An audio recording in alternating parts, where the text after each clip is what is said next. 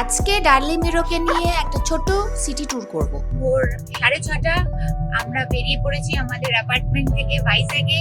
যাচ্ছি এখন টেননিটি পার্ক। কিন্তু ওখানে গিয়ে জানতে পারলাম যে টেনেটি পার্ক আসলে পেট ফ্রেন্ডলি নয়। তো আমরা ভেতরে না ঢুকে আমরা বেরিয়ে গেলাম কোনো একটা বিচের সন্ধানে, যেখানে সবাই মিলে অবাধে ঘুরতে পারবো।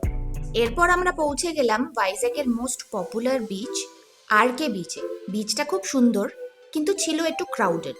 এখান থেকে আমরা রওনা দিলাম ইয়ারাডা বিচের দিকে। ভাইজ্যাগ সিটিটা ওভারঅল খুব সুন্দর, ওয়েল মেনটেন্ড, ক্লিন, ইনফ্রাস্ট্রাকচার খুব ভালো, অ্যাফোর্ডেবল রেটে সুন্দর ওয়াকেশন করা যায়।